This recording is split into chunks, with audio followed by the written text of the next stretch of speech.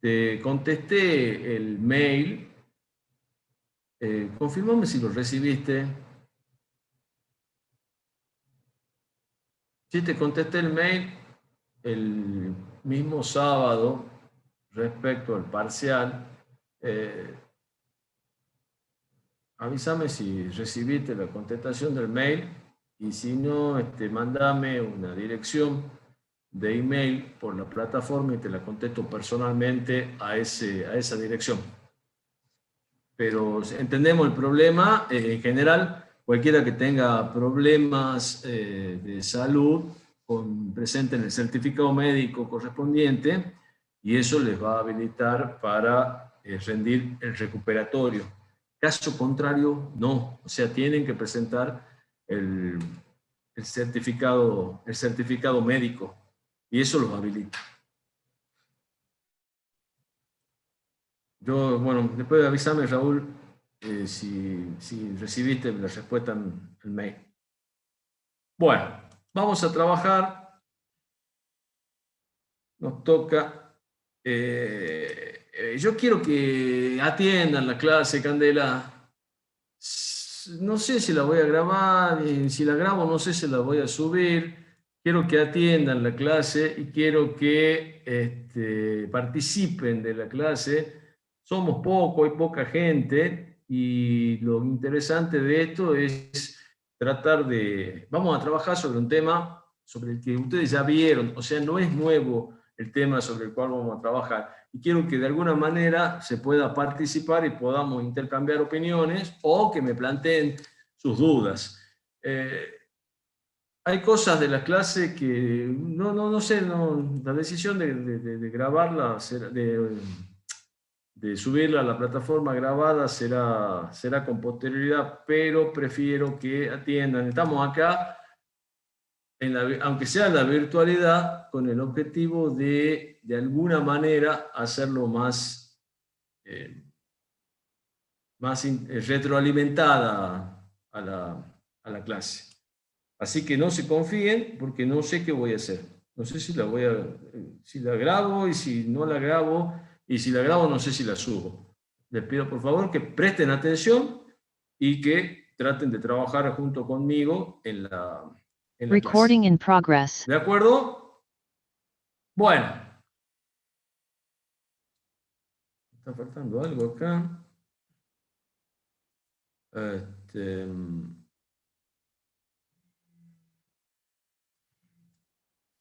Nosotros estuvimos trabajando en las primeras clases.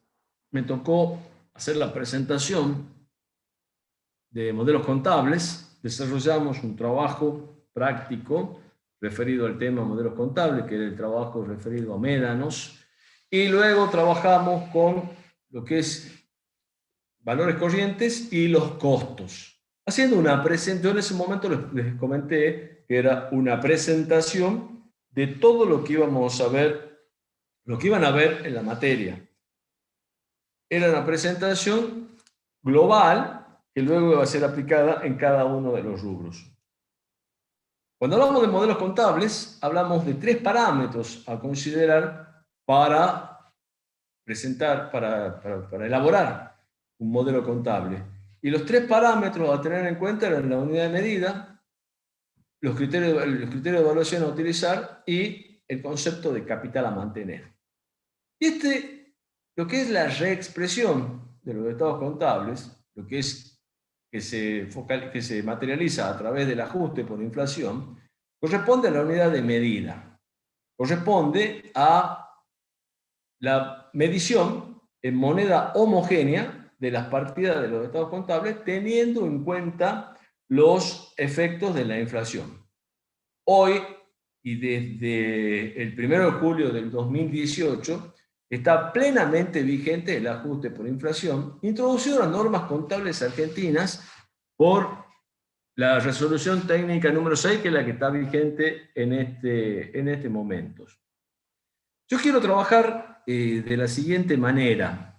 Usamos las diapositivas que están subidas a la plataforma, pero que no son material de estudio.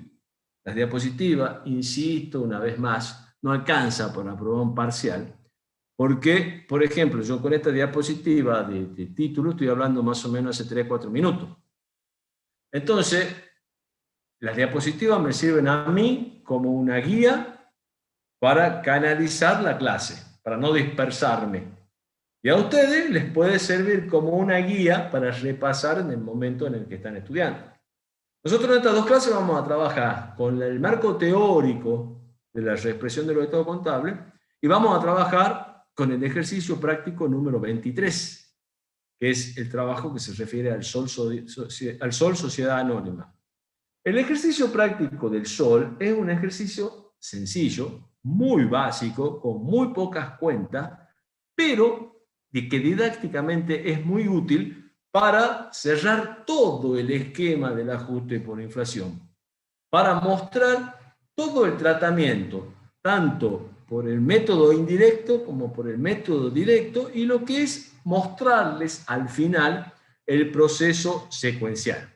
Entonces, hemos decidido hace un par de años dar este trabajo práctico en clase teórica porque entendemos que es más teórico que práctico. Si bien es cierto, un ejercicio práctico nos sirve para poner en números el enfoque teórico y cerrar todo el circuito. Con esto todos cerramos todo el circuito con algunas cuentas nada más.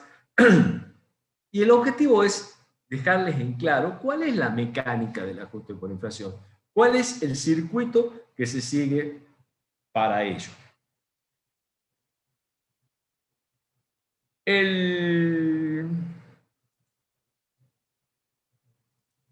La bibliografía es la bibliografía que está indicada dentro de los contenidos programáticos que están incluidos dentro de la plataforma. Para este caso hay un capítulo 2 de contabilidad pasado, presente y futuro que trata el tema, que trata como dentro del cuadro de unidad de medida. ¿Alguna pregunta para meternos de lleno en el tema? Yo decía, antes de pasar las preguntas y entrar de lleno en el tema, que prácticamente lo que hacemos en estas próximas dos clases es cerrar todo el circuito. A mí me tocó abrir la materia con modelos contables, los distintos tratamientos, según cómo se acomoden las variables que están en juego, llámese las variables contenidas en unidad de medida, en criterio de evaluación o en concepto de capital a mantener. Y hoy me toca cerrar el circuito. Ustedes han ido viendo, rubro por rubro, o por lo menos los principales rubros, cuál es el tratamiento de acuerdo a los distintos modelos. Hoy cerramos el circuito con el ajuste por inflación y la comparación finalmente con lo que son los valores corrientes. Entonces, por eso digo, lo que vamos a ver en esta clase y en la próxima clase es simplemente el moño que le ponemos a los estados contables, trabajando rubro por rubro. Pero ya dentro de un estado contable completo, trabajando con el estado de situación patrimonial, el estado de evolución del patrimonio neto y el estado de resultados. Ahora sí, me abro a las preguntas o a las consideraciones que quieran hacer o las inquietudes que tengan antes de meternos de lleno en el tema de represión de los estados contables. Si quieren preguntar, abran el micrófono, hagan la pregunta y ciérrenlo para evitar los ruidos, los ruidos que puedan presentarse en el lugar donde estén trabajando.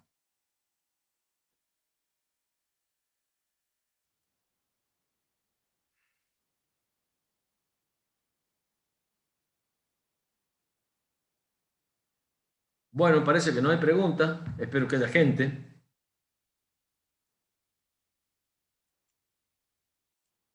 Yo les voy a mostrar una cosa en la pantalla y ahora sí necesito que me contesten. A ver, ¿qué ven?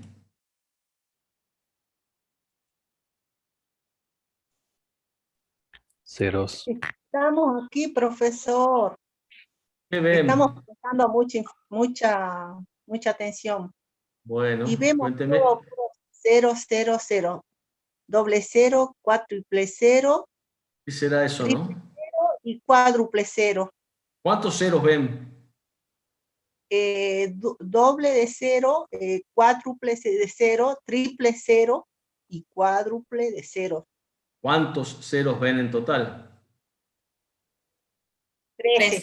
13 ceros. ¿Qué 13. será eso, no? ¿Qué será? Números de cuentas. 13 ceros. ¿Qué será 13 ceros? ¿Qué significa 13 ceros? Correcto, 13 ceros. No me acordaba de la Susana. Ella da el correcto. Ese 13 ceros significa 1 sobre 10 billones. Ahí me dice Raúl Horacio Río, lo que perdió nuestra moneda. Y efectivamente, son los 13 ceros que perdió nuestra moneda desde el año 1899. En el año 1899 se crea el peso moneda nacional.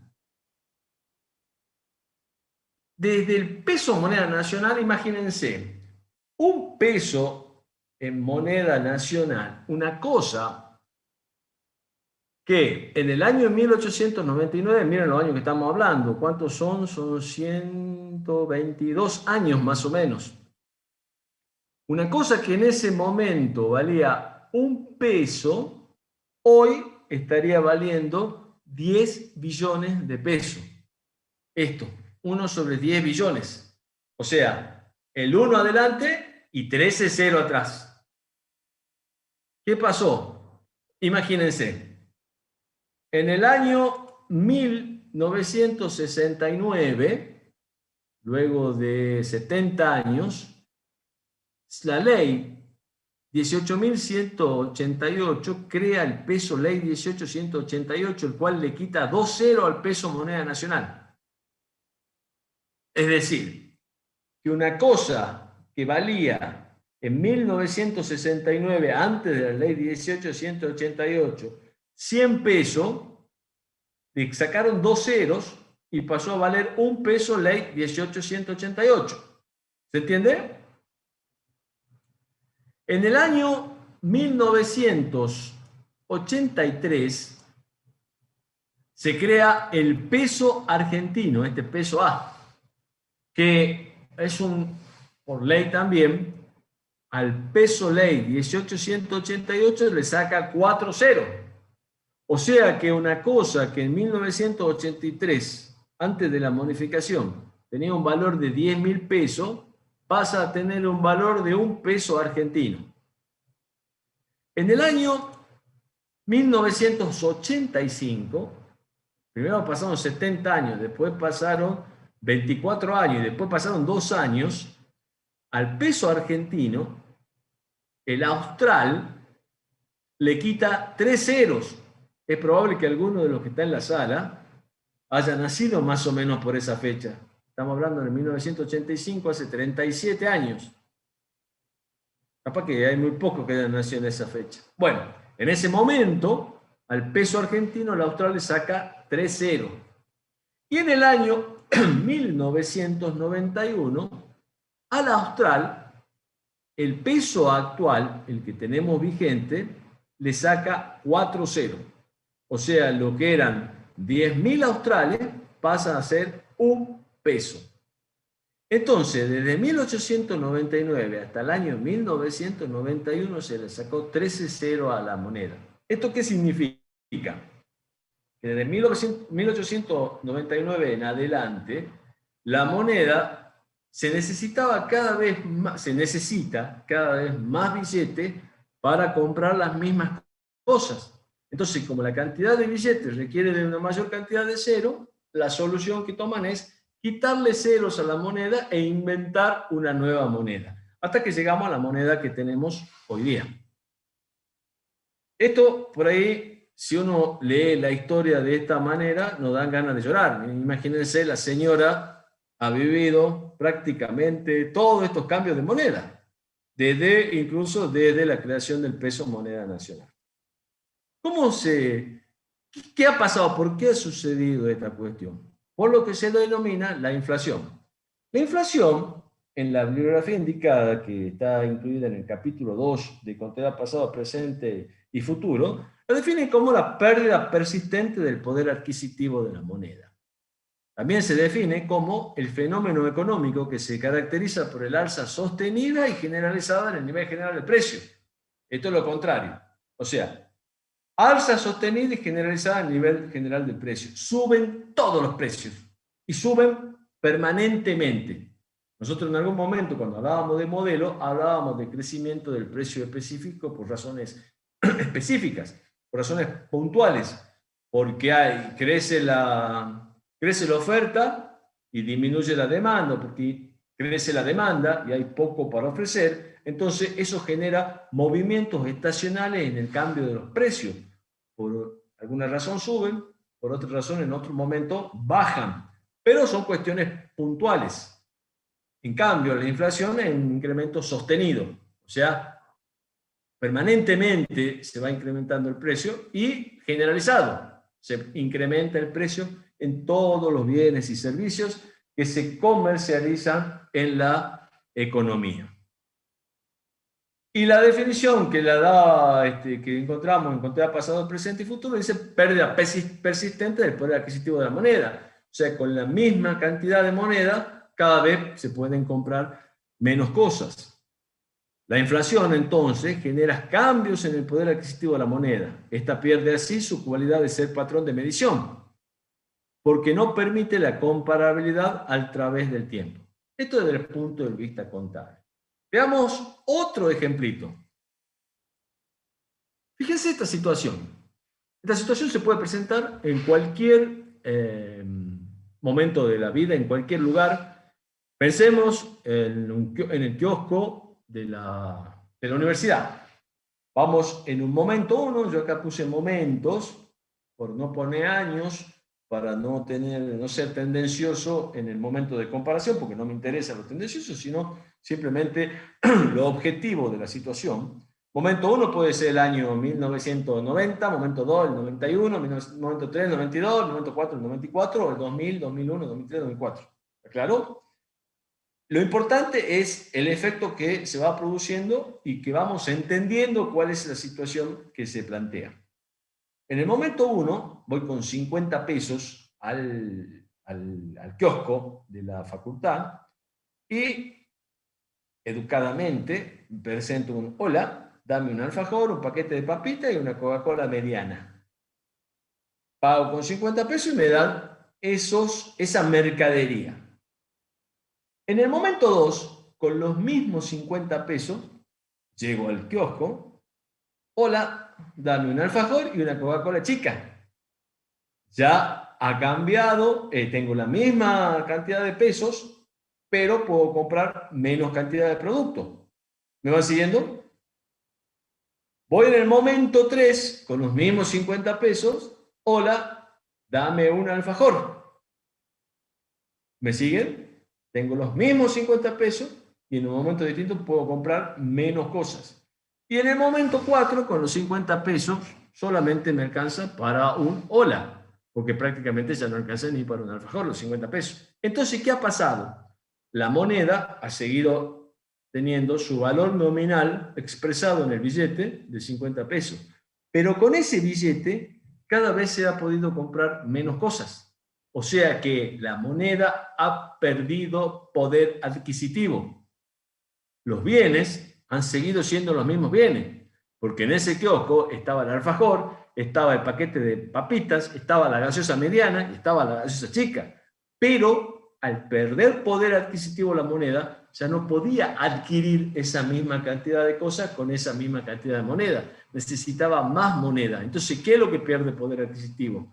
La moneda. Los bienes siguen estando en el mismo estado en que se encontraba en cualquiera de esos momentos. Lo que no puedo hacer es con la misma cantidad de moneda, necesito más billetes, necesito agregarles más ceros a mi posibilidad de compra. ¿Queda claro el concepto?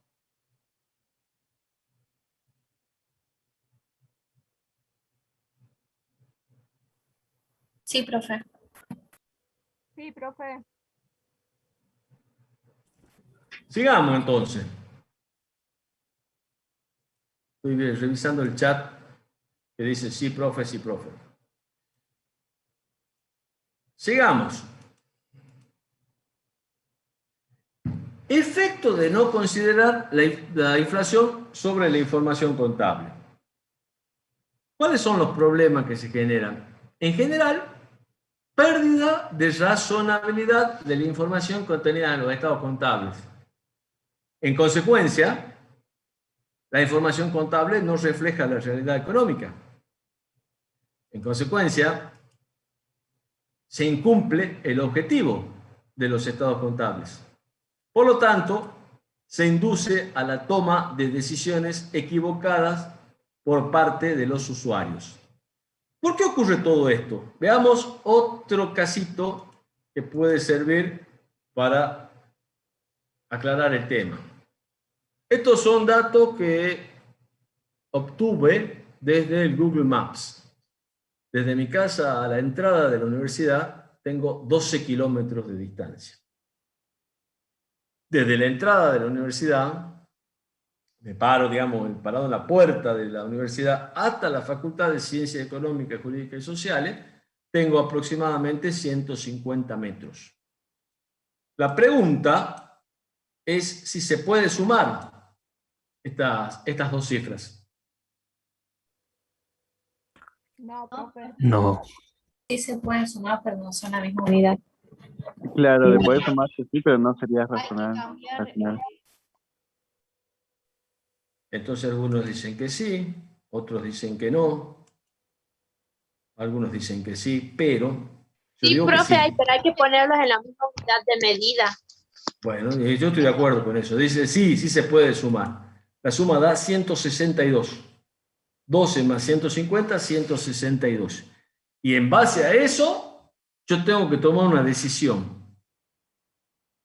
Acuérdense que estoy en mi casa. A partir de acá, estoy en mi casa y tengo que llegar hasta la facultad.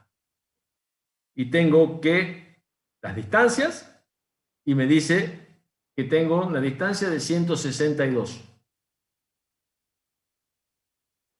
Entonces, ¿cuál es la decisión que tengo que tomar? Si me voy caminando, si me voy trotando, si me voy en bici, si me voy en ómnibus, si me voy en auto. ¿Cuál decisión tomo? Esto me induce a tomar una decisión equivocada, porque, como bien dicen ustedes, primero han dicho, no se puede sumar. ¿Y por qué surge ese, no se puede sumar? Porque uno es kilómetro y otro es metro. Y después dice, sí se puede sumar, pero antes de sumar tengo que hacer una reducción. Tengo que convertir las cifras que están en magnitudes heterogéneas en una magnitud homogénea. O sea, tengo que convertir los kilómetros a metros o los metros a kilómetros. Y a partir de allí, tomar una decisión. Ahí sí puedo tomar una decisión. Porque si tomo una decisión en base a esta cifra, lo más probable es que tome una decisión equivocada. Solo por suerte o por intuición, voy a tomar una decisión acertada. ¿Y esto qué tiene que ver con la contabilidad? Y tiene que ver con la contabilidad por lo siguiente. Si yo dije que como consecuencia de la inflación, la moneda pierde poder adquisitivo, yo estoy tomando durante distintos meses moneda de poder adquisitivo diferente. Yo les pregunto en este momento, supongamos un ejercicio que cierra ahora el 30 de junio, y yo sumo la venta desde julio del año pasado a junio de este año, poniendo que ya estamos cerrando, la sumo sin hacer ninguna adecuación, ninguna homogeneización. En este periodo hubo casi un 50% de inflación entre el 1 de julio del 2020 y el 30 de julio del 2021. ¿Es lo mismo la venta de julio que la venta de junio? Son dos cosas diferentes. Están expresados en moneda de poder adquisitivo diferente. ¿Qué quiere decir eso? Moneda de poder adquisitivo de julio del 2020, probablemente la puedo decir, hacer analogía, decir, está expresada en metros. Y la moneda de junio del 2021 está expresada en kilómetros. Entonces, sumar esas cifras heterogéneas me va a llevar a tomar decisiones erradas. y vemos cuáles son los problemas, que acabamos de ver en la diapositiva anterior, de no considerar los efectos de la inflación en los estados contables. Vamos a tomar decisiones erróneas. Entonces, ¿qué es lo que tengo que hacer? Convertir todas las unidades de los estados contables en moneda de poder adquisitivo de la misma fecha. Lo que vamos a hacer es convertir todas las partidas de los estados contables en moneda homogénea de la fecha de cierre del ejercicio. O sea que, haciendo analogía con este gráfico que tenemos en la pizarra, vamos a convertir los kilómetros en metros y los metros a kilómetros. Y recién vamos a tomar una decisión. ¿Están de acuerdo? ¿Les parece claro el ejemplo? Sí, profe. Sí, profe. Sí, profe. Entendemos bien entonces cuál es la necesidad de adecuar las cifras. En particular, el efecto de no considerar la inflación sobre la información contable son que la situación patrimonial aparece falseada porque se han sumado elementos medidos en moneda de distinto poder adquisitivo. Yo recién di un ejemplo de la parte del estado de resultado, donde hice el ejemplo de que sumábamos ventas de distintos periodos y como consecuencia de ello, ventas medidas en moneda de poder adquisitivo de distinta fecha. Si compro un camión en julio del 2021, compro un camión en junio del 2020, seguramente hay una diferencia de aproximadamente el 50%, o un poco más, o un poco menos, porque no necesariamente, solamente por casualidad, lo que es la inflación se refleja en el incremento de los precios de los bienes, porque la inflación surge, el índice surge como consecuencia de los promedios de los incrementos de los bienes y servicios que se comercializan en la economía. Ustedes van a ver que dice la inflación del mes de, qué sé yo, por ejemplo, la inflación del mes de mayo fue del 3,3%. Y resulta que ven que la leche aumentó el 10%, que hay cosas que no han aumentado, algunos servicios han bajado un poco el precio. El promedio fue el 3,3%. Las cosas individualmente han tenido diferentes movimientos de incremento o de disminución. Si no se reexpresa, la situación patrimonial aparece falseada porque estamos midiendo en moneda de distinto poder adquisitivo. Y los resultados son irreales, porque surgen de la comparación de ingresos medidos en un poder adquisitivo más o menos actual. Hoy, o sea, nosotros vendemos hoy, en junio, y probablemente los costos sean consecuencia de mercadería comprada hace 2 o 3 meses. Si usamos, por ejemplo, primero entrado, primero salido, estamos utilizando como costos los ingresos más viejos al stock de mercadería. Entonces, tenemos ingresos actuales con costos de hace 2 o 3 meses y como consecuencia se infla el resultado y como consecuencia tomamos decisiones erróneas. Decisiones que pueden llevar, por ejemplo, a la descapitalización de la entidad. Y la descapitalización de la entidad puede llevarla a la quiebra. ¿Queda claro hasta acá?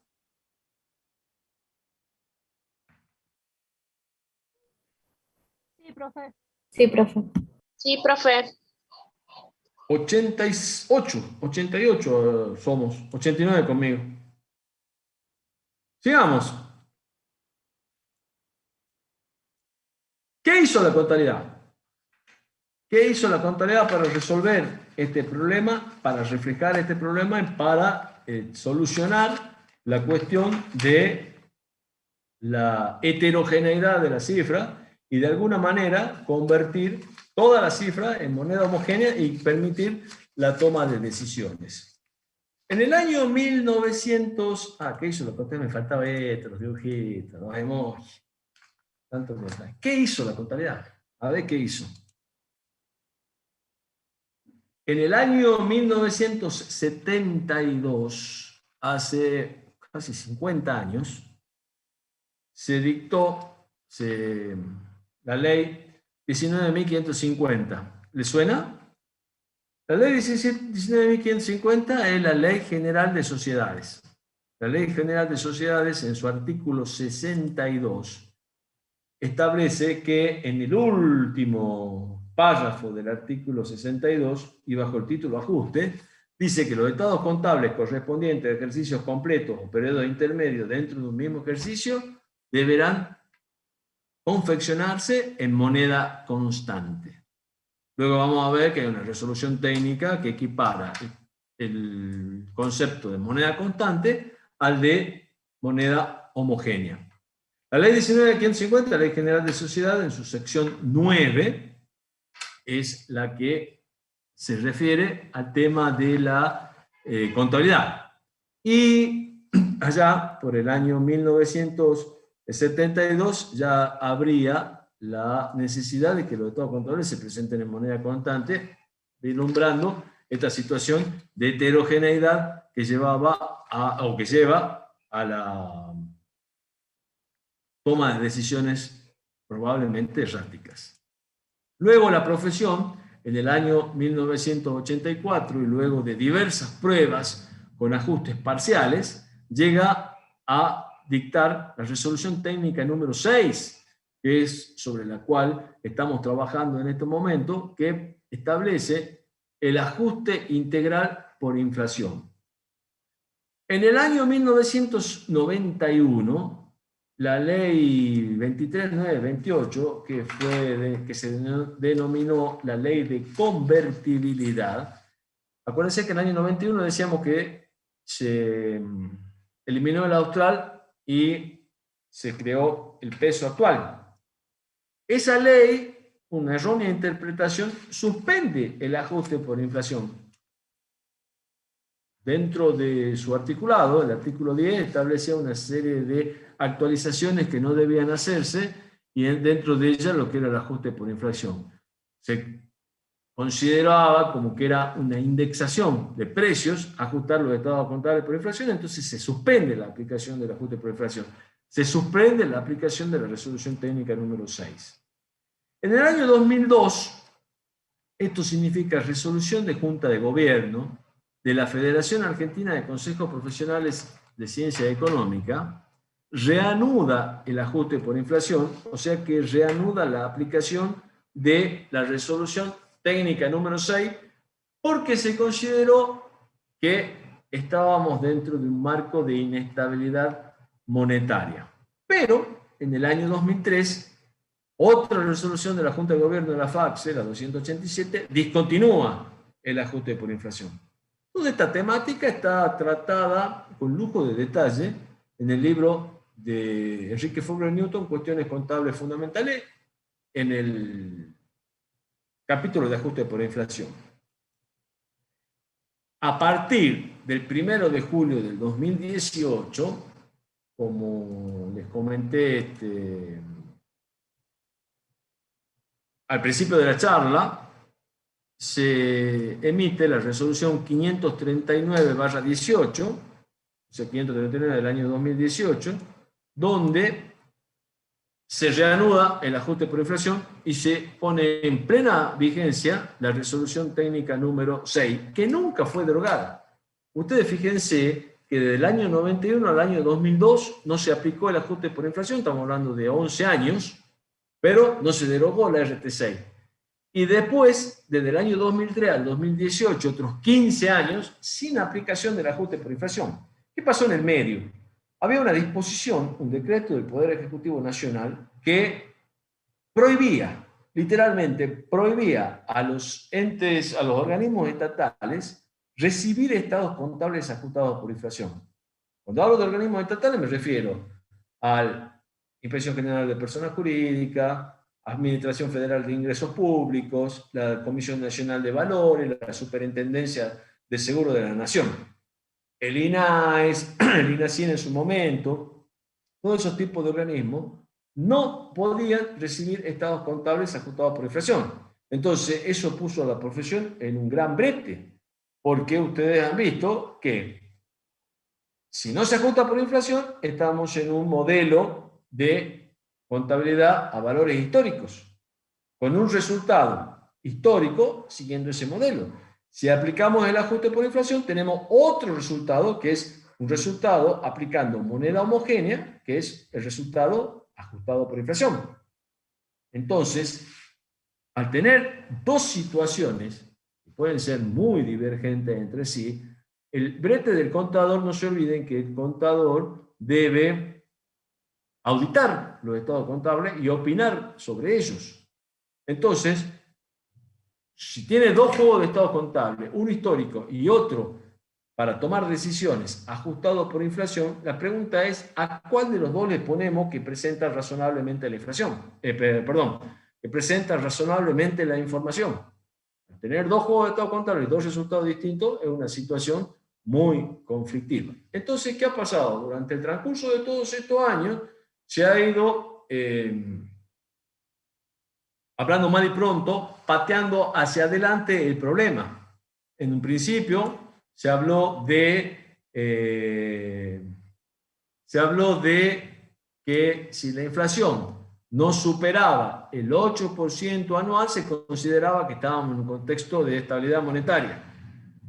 Hasta que se incrementó, hasta que se pasó de ese 8% anual, se hablaba de que si la inflación en 3 años superaba el 100%, si estábamos en un contexto de inflación.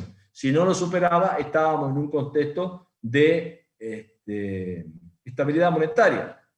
¿Y qué pasó en el año de 2018? En el año de 2018 ya se superó la barrera del 100%. Imagínense que el 100% en 3 años es una inflación acumulada anual del 26%. Hagan el ejercicio siguiente. A 100, incrementenle 26 el primer año. A ese resultado, incrementenle 26 el segundo año. Y a ese resultado, incrementenle 26 el tercer año. Le va a dar 200, o muy parecido a 200. O sea que una inflación anual del 26% en 3 años supera el 100%.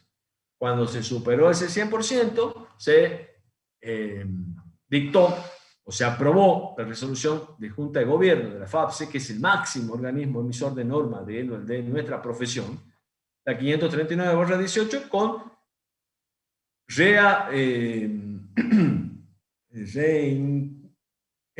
volviendo a hacer el ajuste por inflación y reanudándolo y estableciendo pautas respecto a los saldos iniciales. Imagínense que hemos tenido saldos iniciales donde puede haber bienes o puede haber un capital de 15 años sin haber sido reexpresado por inflación y sin haber tenido ningún parche en el medio, más allá de un intento de parche que fue la resolución técnica número 48, simplemente se las nombro a título informativo, porque es una resolución que tuvo una aplicación muy superficial durante un solo ejercicio, y es más, hubo jurisdicciones donde directamente no se puso en vigencia. Entonces, ¿qué hace la 539? Pone en orden los saldos iniciales de los estados contables. Tengo una pregunta en el chat la pregunta, la vamos a revisar. Me dice un compañero de ustedes, Gustavo Copa, desde el 2003 al 2018, que no se aplicaba ajuste por inflación, igual se enseñaba en las universidades. Nosotros sí. En nuestra universidad sí, porque nosotros enseñamos teoría contable y en todas las universidades debería pasar lo mismo. Nos enseñamos normas contables. La norma es parte de uno de los modelos. Enseñamos teoría contable y dentro de la teoría contable, uno de los parámetros de los modelos es moneda, en lo que se refiere a unidad de medida, es la moneda homogénea o la moneda heterogénea.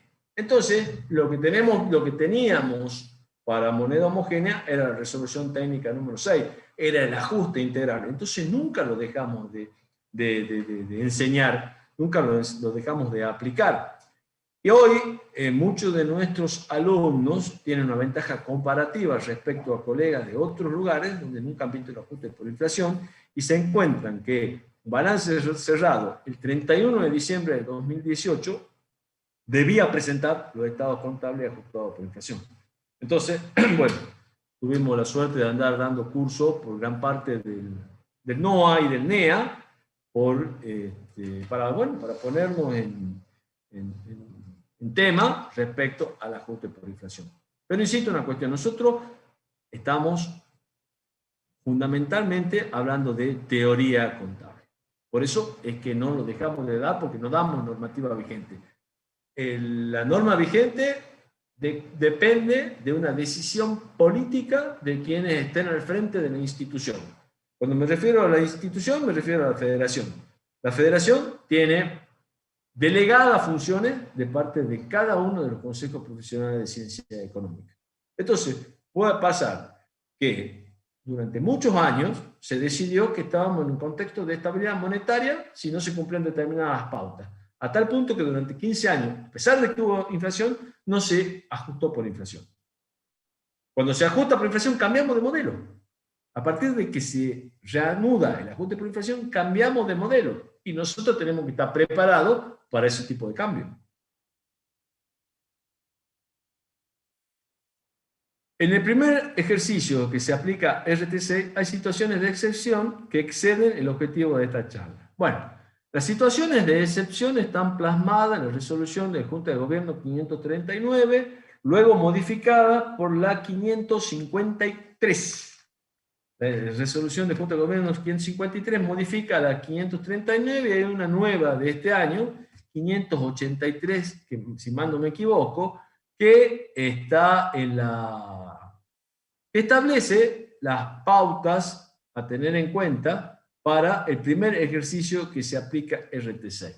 Todas estas resoluciones de la Junta de Gobierno, la 539 y la siguiente, por ahí hay alguno que está trabajando en un estudio contable y no faltan clientes que deben la contabilidad de ejercicios anteriores y si tienen que cerrar un ejercicio 2018 deben aplicar el ajuste por inflación. Los invito a que visiten la página de la Federación.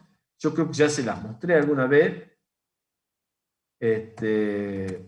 Y ahí tienen toda la normativa. Tienen en el menú un sitio específico del ajuste por inflación. Y luego tienen sitios de normas profesionales argentinas y normas internacionales. Ahí les paso por el chat la dirección de la Federación, la dirección electrónica de la Federación. El acceso es libre, es gratuito, y ahí tienen toda la normativa vigente. Tienen informes, ustedes habrán visto cuando vieron bienes de uso, por ejemplo, se trabaja sobre el informe 30, que tiene incluso ejercicios y ejemplos, y es muy buen material de estudio. Después tienen el informe 24, que es un informe desde el CECIT, que se refiere a la tasa de interés. ¿Vieron cuando hay que calcular, hay que segregar los componentes financieros implícitos, que acá también lo vamos a ver? Hay un informe específico que se refiere a las tasas que se usan para la segregación de los componentes financieros implícitos. ¿Vamos bien hasta acá? Ahí les agregué en el chat la página de la dirección electrónica de la Federación. Agéndenla, porque esto les puede servir como material de estudio. Por ahí un sábado noche, qué sé yo, uno está medio aburrido y se puede meter a navegar por la página de la Federación. ¿Cuál era, profesor, la página? Ahí está anotada en el chat. Es www.facpce.org.ar. Yo se las dejé anotadas en el chat. Bien. ¿Me encontró? Bien, profe, gracias.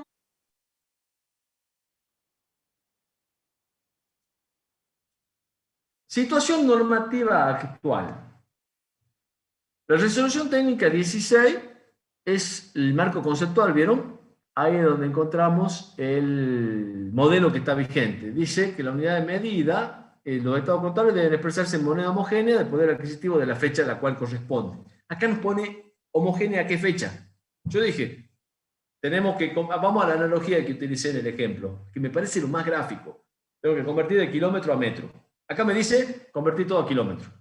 ¿Qué es lo que me dice acá, hablando técnicamente en idioma contable? Convertir todas las partidas de los estados contables en moneda de poder adquisitivo a la fecha de cierre. Los estados contables cierran en diciembre, ajusto que corresponda ajustar hasta diciembre. ¿De acuerdo? Y lo que esté en moneda de diciembre queda en moneda de diciembre. Tenemos que pensar en moneda de poder adquisitivo, ¿de qué fecha está? Si está en moneda de poder adquisitivo de octubre, lo tengo que llevar a moneda de poder adquisitivo de diciembre, para decir, está en moneda de diciembre y está en moneda homogénea de esa fecha.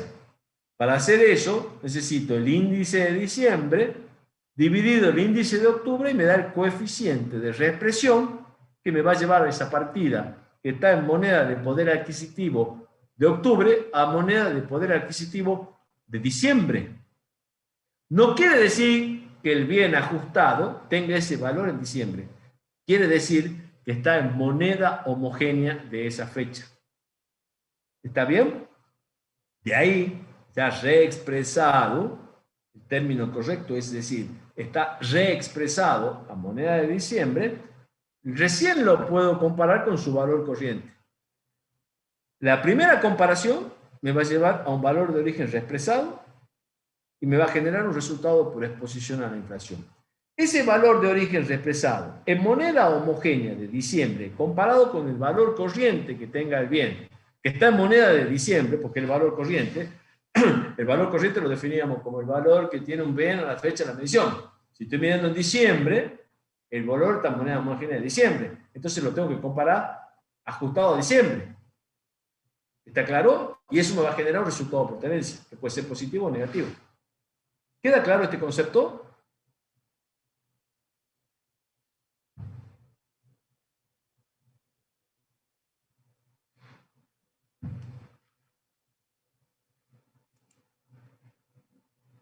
En un contexto de estabilidad monetaria, como moneda homogénea se utilizará la nominal. Y es lo que pasó en esos periodos que yo les comentaba hace rato, y que es parte de la historia, donde si la inflación no superaba en el año el 8%, la norma decía, ahí entrábamos en este esquema. En un contexto de estabilidad monetaria, como moneda homogénea se utilizará la nominal. Entonces, la inflación era el 8%, la moneda homogénea estaba bien, estaba todo en moneda homogénea. Luego, cuando la inflación fue de menor al 100% entre años, estábamos en un contexto de estabilidad monetaria. Pero eso generó distorsión en los estados contables. Y la distorsión en los estados contables, al no tener en cuenta los efectos de la inflación, por más que sea chica, por más que sean bajos los índices, genera distorsiones en la toma de decisiones. A mí me parece que hay una pregunta. No hay pregunta. Sí, profe. La resolución técnica 17, en la sección 3.1, y la resolución técnica 41, en la sección 2.6, ustedes se acuerdan, y si no se acuerdan yo se los recuerdo, la resolución técnica 41 establece normas de medición para entes pequeños en la segunda parte y para entes medianos en la tercera parte. Y la resolución técnica 17 establece normas de medición para aquellos entes que no califican ni como pequeños ni como medianos, o sea, para el resto de los entes. Un ente califica como pequeño o como mediano de acuerdo a la actividad que desarrolle o a parámetros de ingresos declarados en el ejercicio inmediato anterior. Si no supera una determinada cantidad de ingresos, y cuando me refiero a ingresos me refiero a la primera línea del estado de resultado, del estado de recursos y gasto, es un ente que se considera pequeño. Si está entre una cifra y otra cifra, en este momento creo que está en los 120 millones para ser ente pequeño, y entre 120 y 600 millones para ser considerado ente mediano, se considera como ente mediano. Y si supera esa cifra, se considera ni pequeño ni mediano, sería un ente más grande. A medida que más pequeño es el ente, opcionalmente puede aplicar estas distintas resoluciones técnicas. Mientras más pequeño, es menor el nivel de exigencia en cuanto a la medición y exposición de los distintos rubros que componen los estados contables. ¿Está? Creo que ya lo charlamos eso en algún momento. En algún otro momento por ahí lo profundizamos, pero también es a título informativo la existencia de estas normas, porque esto va variando también, lo que le explicaba hace rato al compañero de ustedes que me preguntaba sobre si en la universidad sí nos dábamos. O sea, no hacemos tanto hincapié en la norma, porque nosotros lo que procuramos es darles las pautas de lo que consideramos que es la mejor información posible, teniendo en cuenta que el objetivo de los estados contables es la toma de decisiones. Una toma de decisión, por ejemplo, es financiarse, es obtener un préstamo, que la empresa obtenga un préstamo. Entonces, un préstamo importante se lo puede prestar un banco del exterior o un banco del país, y mientras mejor información tenga, mientras mejor información revele, que es una palabra que se usa mucho en las normas internacionales de información financiera, en mejores condiciones de obtener el préstamo va a estar la empresa. ¿Cuál es la decisión que debe tomar alguien?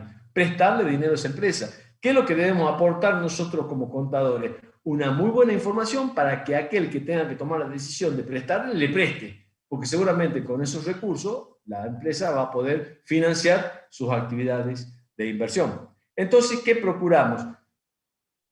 Transmitir lo que consideramos que es la mejor información posible. A medida que va la RT41, lo que permite es ciertas licencias, exige menos nivel de información, y también al exigir menos nivel de información, la información no es mala, pero carece de esa calidad suficiente para que la decisión sea siempre positiva, ¿no? Entonces, estas resoluciones dicen que expresión en moneda homogénea en un contexto de inflación o deflación, y acá, no, después lo digo. Inflación es el aumento generalizado y sostenido a nivel general del precio. Deflación es la disminución generalizada y sostenida a nivel general del precio, cuando los precios de una economía bajan. No es bueno tampoco, no es ni muy buena la inflación, ni es muy buena la deflación, porque la deflación significa que están bajando los precios porque no se están vendiendo. Entonces me va a decir, eso pasa, y sí, acá en la década del 90 hubo periodos de deflación. Originalmente la RT6 hablaba de, y ustedes nos van a escuchar usar la terminología esa, y van a ver en muchos libros la terminología esa, hablaba de resultado por exposición a la inflación. Hoy, la RT6, y como consecuencia de esos periodos donde hubo deflación, habla del resultado por exposición al cambio en el poder adquisitivo de la moneda, que es el RECPAM. El acrónimo RECPAM significa resultado por exposición al cambio en el poder adquisitivo de la moneda. ¿Por qué? Porque ese cambio puede ser positivo, inflación, o negativo, deflación. Entonces, para evitar que se malinterprete, y como hubo momentos donde hubo deflación, entonces se cambió el nombre. Entonces dice la RT17, sección 3.1, y la RT41, sección 2.6, que la expresión en moneda homogénea en un contexto de inflación o deflación, los estados contables deben expresarse en moneda de poder adquisitivo de la fecha a la cual corresponde. A este efecto deben aplicarse las normas contenidas en la RT6. La expresión en moneda homogénea cumple la exigencia legal de conversionarlo en moneda constante. ¿Se acuerdan que hace rato les dije que el último párrafo del artículo 62 de la Ley General de Sociedades dice que los estados contables correspondientes a ejercicio completo o periodo intermedio dentro del mismo ejercicio deberán confeccionarse en moneda constante? Entonces, con esto, la expresión en moneda homogénea cumple la exigencia legal de esa Ley General de Sociedades de confeccionar en moneda constante. Tengo una pregunta que quería terminar de expresar esto para contestarla. Me dice María Milagros Rocabado. Entonces, durante esos años, se tomó malas decisiones o aplicaban el ajuste por inflación para la contabilidad interna de las empresas.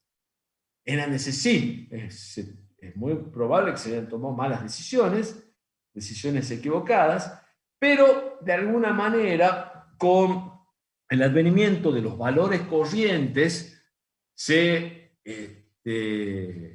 alguna manera se ponía un colchón para amortiguar el golpe de las malas decisiones, y también la necesidad de utilizar mucha información extra contable, porque no tenía sentido emitir un doble juego de estados contables, pero sí información extra contable para decir, che, mira, ustedes han visto y lo vamos a ver en el ejercicio práctico cuando veamos el sol, cómo usando cifras reales, como un resultado histórico positivo se convierte, ajustado por inflación, en un resultado histórico, en un resultado ajustado negativo. El resultado positivo me lleva a distribuir dividendos, por ejemplo. Si distribuir dividendos sin tener en cuenta los efectos de la inflación, ¿qué he distribuido? Capital, no he distribuido dividendos. Entonces, indudablemente, se han tomado decisiones erróneas, o se podrían haber tomado decisiones erróneas si no se acudía a la información extracontable. Pero hubo otro problema también. Durante varios años, los índices de inflación no se presentaban de manera, no eran confiables, digamos así, no eran confiables. Es más, hay un periodo, el año en noviembre del 2015, donde no hay índices. Directamente no hay, en ese periodo no hay índice elaborado por el INDEC, y se usó para completar la tabla un índice que era de Cava, de la Ciudad Autónoma de Buenos Aires.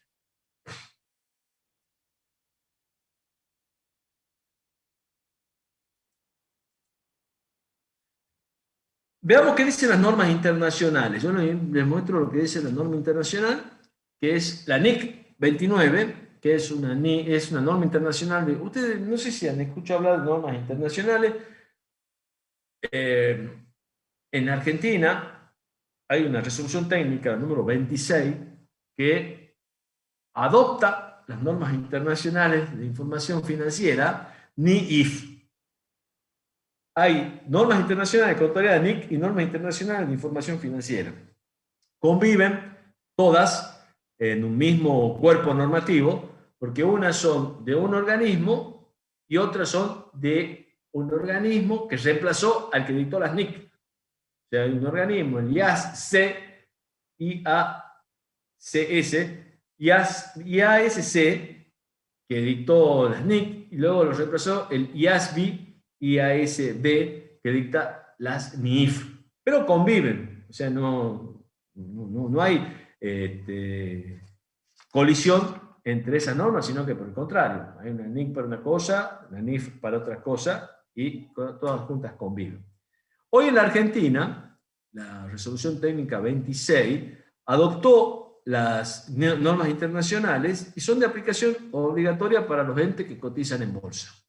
Aquellas empresas que cotizan en bolsa, ya sea cotizan sus acciones o cotizan obligaciones negociables, que son una forma de captación de fondos por parte de la empresa, están obligadas a presentar sus estados financieros, se llaman en las normas internacionales, de acuerdo a las normas internacionales.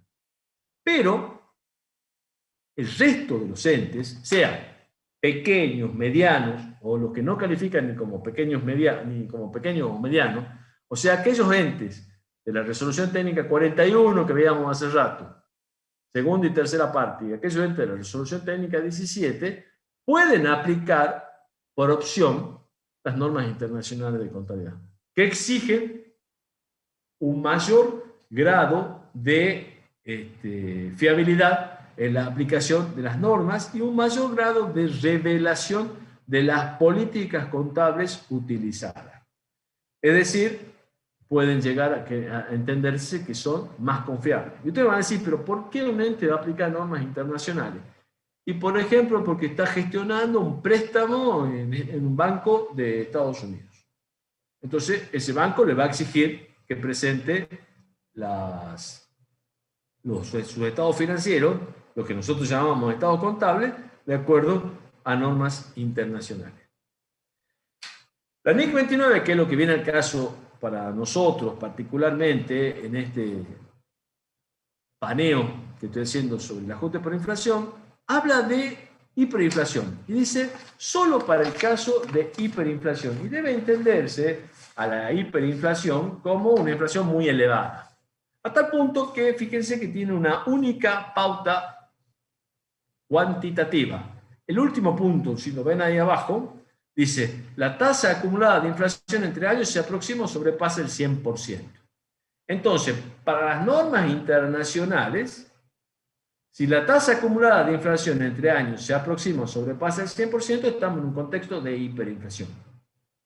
¿Qué dijo la norma argentina? La RT 17 adoptó este párrafo, nada más que al revés.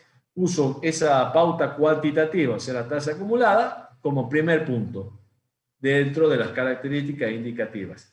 Y cuando se superó el 100%, que fue en el año 2018, empezó a aplicarse nuevamente el ajuste por inflación de manera obligatoria para todos los estados contables que se cierren a partir del 1 de julio del 2018. Insisto, si a alguien le toca hacer un estado contable del 2018, porque está trabajando en el estudio contable, y de pronto se presenta un cliente que tiene atrasado los estados contables, debe aplicar el ajuste por inflación a partir del ejercicio 1 de julio del 2018, pero hay dispensas contenidas en la Resolución General 539 para el primer ejercicio de aplicación del RT6 luego a partir de su reanudación. Vuelvo con las pautas cualitativas que presenta la NIC 29 y fíjense si no se cumplen varias de ellas dentro de nuestro contexto. Dice, la norma internacional, solo para el caso de hiperinflación, no establece una tasa única para establecer la existencia de hiperinflación, sino que evalúa o es una evaluación a criterio de la empresa que debe analizar las siguientes características indicativas.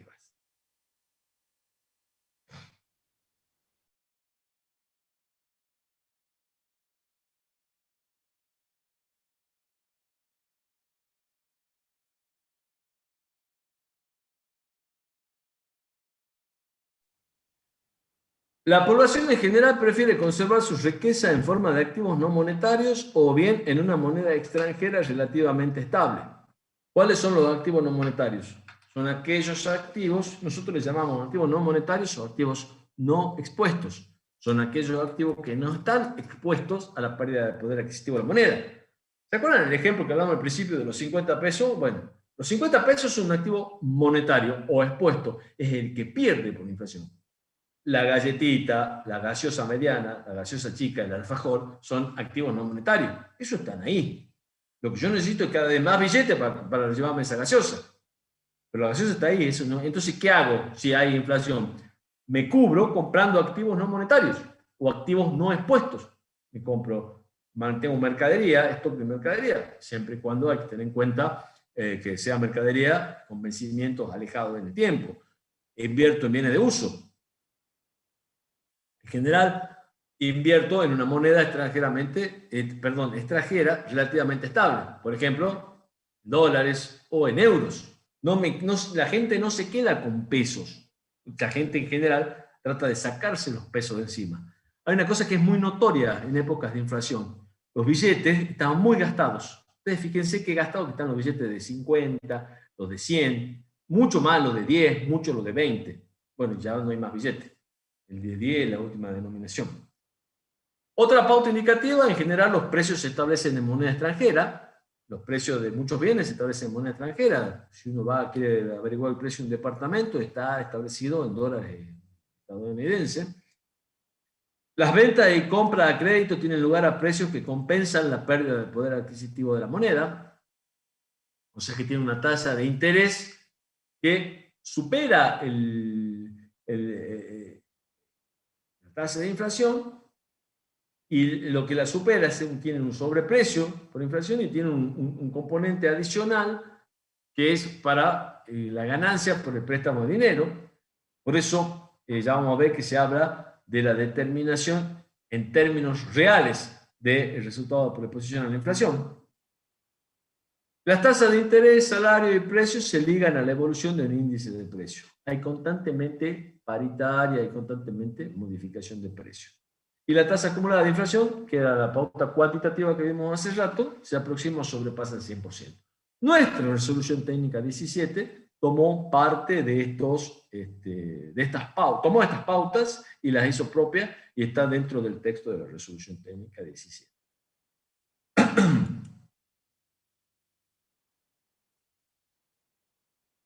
Vamos a la resolución técnica. Me parece que me olvidé de borrar una diapositiva. No se han dado cuenta, ¿no? ¿Qué hizo la...? No me olvidé. No, está bien, era la pregunta. ¿Qué hizo la profesión? Y ahí viene ya nos metemos de lleno en la resolución técnica número 6.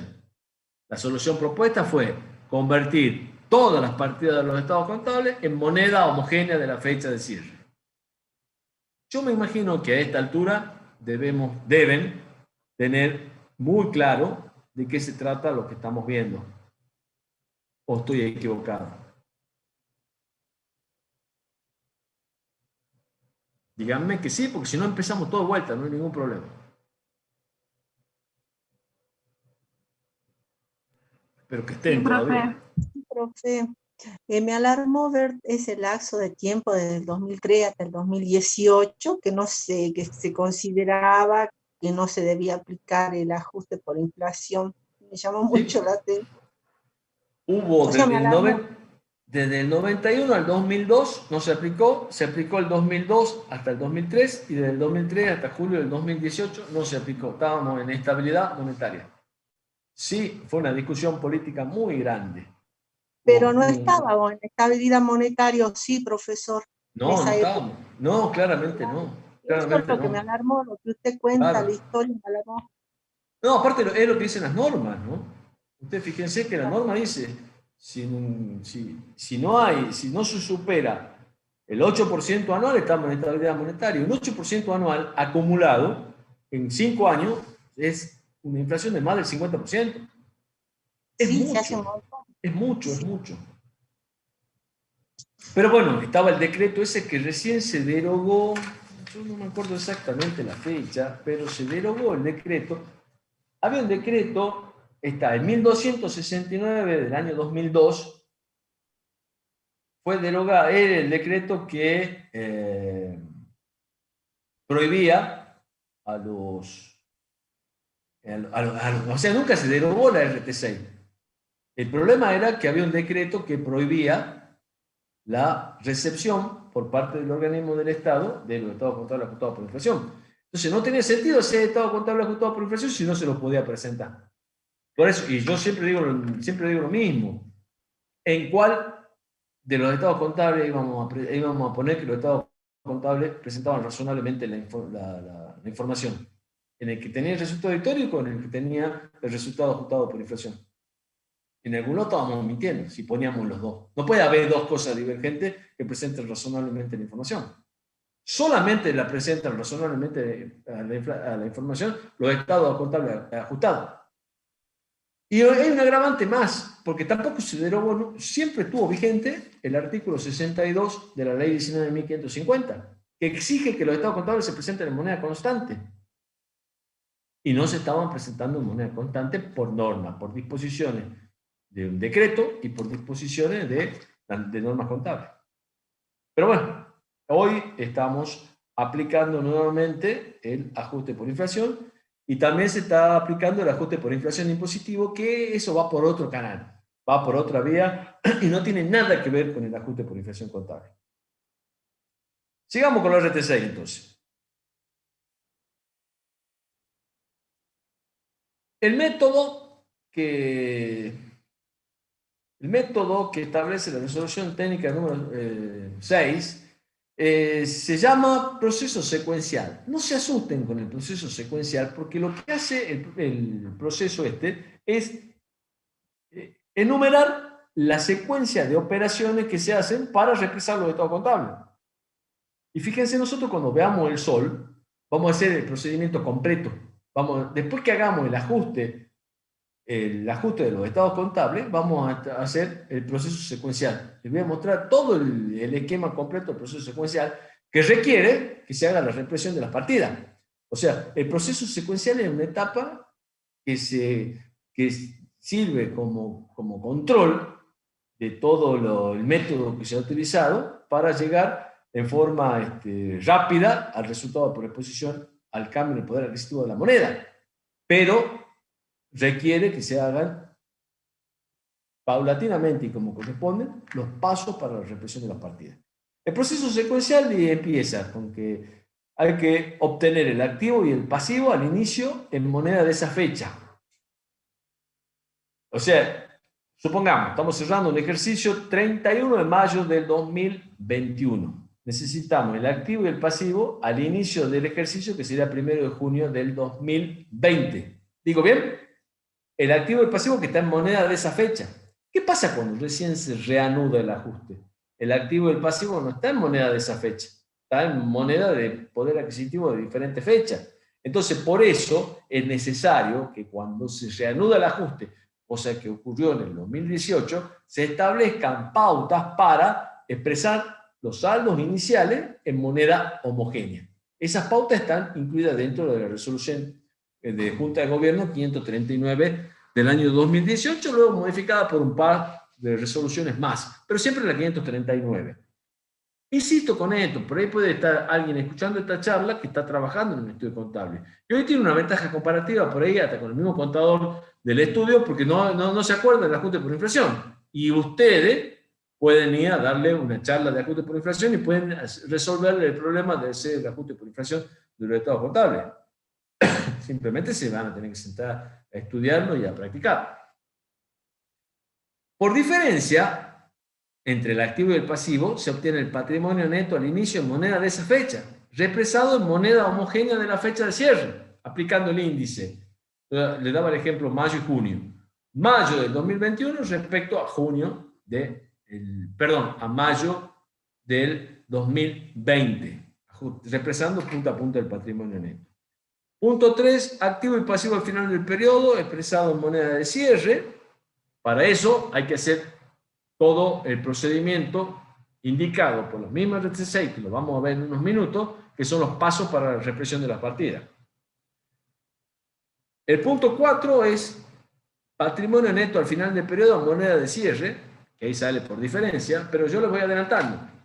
Se reexpresan, de acuerdo al punto 3, los activos no expuestos y los pasivos no expuestos. Se reexpresan todas las cuentas del patrimonio neto, todas. Punto 5. Patrimonio neto inicial expresado a la fecha de cierre, más o menos. Variación en el patrimonio neto en el periodo, salvo resultado del ejercicio expresada en moneda homogénea de cierre, es igual al patrimonio neto final expresado en moneda de cierre sin el resultado del ejercicio. Patrimonio neto al cierre, o sea, hablando rápidamente, esto se sintetiza en patrimonio neto al cierre menos patrimonio neto al inicio, sin tener en cuenta las variaciones del patrimonio neto. ¿Cuáles serían las variaciones del patrimonio neto que no tenemos que tener en cuenta? Los aportes y retiro de los asociados o de los socios, porque esos no son resultados del ejercicio. Punto 6, el 4 menos 5, patrimonio al final del periodo, moneda de cierre, menos el punto 5 nos da el resultado final del periodo expresado en moneda de cierre. El 7, el resultado del final del periodo, excluido el RECPAM. Y el 8, si obtengo 6 menos 7, el RECPAM. Para esto, para obtener el resultado del final del periodo expresado en moneda de cierre, se deben ajustar todas las cuentas del estado de resultado. Entonces, paso en limpio lo que sirve que pase en limpio en este momento y lo que puedo sacar en limpio de este proceso secuencial. Que lo único que me indica, reitero, es la secuencia que debe seguirse para hacer el ajuste integral de los estados contables. Se represan las partidas del activo y del pasivo no expuestas.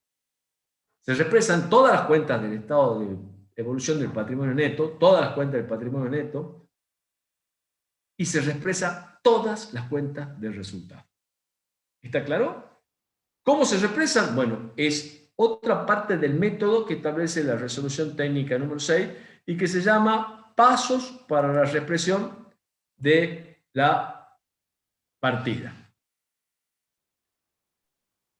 ¿Qué hace el RTC? Sí, señora. Sí. Se represan todas las cuentas del patrimonio neto, exceptuando los aportes a los propietarios, dijo. No. Ese era para determinar el resultado del ejercicio. Para determinar el resultado del ejercicio hay un enfoque estático, que es el patrimonio neto al cierre menos el patrimonio neto al inicio, pero sin considerar los aportes y retiros de los propietarios. Perdón, por ahí. No. La respuesta a su pregunta es no. se represan todas las partidas del patrimonio neto. ¿Cuáles son las partidas del patrimonio neto? Capital, aporte irrevocable a cuenta de futura suscripción de acciones, prima de emisión, y se represa, eso es la parte de aporte de los propietarios. Y en la parte de resultados acumulados, se represan las reservas, legal, facultativa y estatutaria, los resultados diferidos y los resultados no asignados. Todas las partidas del patrimonio neto se represan. Bueno. Lo que yo dije de aporte y retiro de los propietarios era una cuestión referida a lo que es un enfoque estático para la determinación de la ganancia. Y que era una parte del proceso secuencial donde obtenemos el patrimonio neto al cierre sin el resultado del ejercicio. ¿Queda claro? Sí. Que quede claro lo siguiente. Que quede claro lo siguiente, insisto, sobre algo para todos. Se represan todas las partidas no expuestas del activo, todas las partidas no expuestas del pasivo, todas las partidas del estado de evolución del patrimonio neto y todas las partidas del estado de resultado. Cuando ustedes ven el patrimonio neto, ustedes fíjense que yo nombré dentro de aporte de los propietarios 3 cuentas, 3 rubros: capital, aporte irrevocable y prima de emisión. ¿Qué me falta? ¿Por qué nombré 3 nomás? Me falta una acá. Capital, aporte irrevocables y prima de emisión. ¿Qué me está faltando? A ver si alguien me contestó en el chat. El ajuste de capital. ¿Qué es el ajuste de capital? Me contestó Martín Jurado en el chat también, ajuste de capital. ¿Qué es el ajuste de capital? El ajuste de capital es la reexpresión del capital por RT6. No hay otro origen del ajuste de capital. El ajuste de capital se origina exclusivamente por la reexpresión de la partida capital. ¿Y por qué? O sea, porque si ustedes reexpresan bien el cambio, ¿te han visto? ¿Cómo hacen el asiento cuando reexpresan bien el cambio? Abre el micrófono, quien quiera decirlo, y me lo dice. O lo escriben. Si reexpresan bien el cambio, ¿qué asiento hacen? O si reexpresan bien el de uso, ¿qué asiento hacen? Viene el cambio para... RECPAM. Viene el cambio RECPAM. Mercadería RECPAM, también contestan por ahí. Si reexpresan bien el de uso,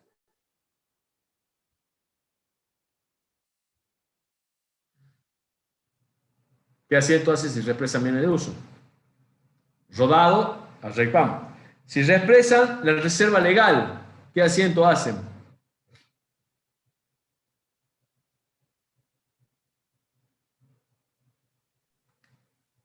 RECPAM, la reserva legal. Y si reexpresa el capital, Ajuste de capital a RECPAM. No, RECPAM, ajuste de capital. RECPAM a reserva legal, RECPAM al ajuste de capital, me contesta por el chat, estamos todos de acuerdo. ¿Por qué? Por el concepto de intangibilidad de capital. No se puede modificar el capital y poner un capital diferente al que figure en el contrato de estatuto social. Solamente el cambio se produce en la medida en que se haya inscrito ese cambio. Mientras tanto, hay un concepto de intangibilidad del capital. Entonces, como el capital se debe reexpresar, no se hace RECPAM a capital, si no se estaría modificando. Lo que se hace es RECPAM ajuste de capital. Se usa el artificio de reexpresar el capital. Pero a todos los efectos, por ejemplo, vieron que la reserva legal dice que se debe constituir reservando el 5% de la ganancia líquida realizada hasta alcanzar el 20% del capital social. ¿Se acuerdan de eso? Bueno, el 20% del capital social reexpresado. Porque capital y ajuste de capital se considera capital social. ¿Queda claro? Pero por la intangibilidad no se debe en el asiento hacer RECPAM a capital, sino RECPAM a ajuste de capital. Continuemos. ¿Qué hace el RT6? Entonces, mediante una técnica contable, determina el RECPAM en forma indirecta. ¿Qué quiere decir esto? ¿Cuáles son las partidas que están expuestas a la pérdida del poder adquisitivo de la moneda?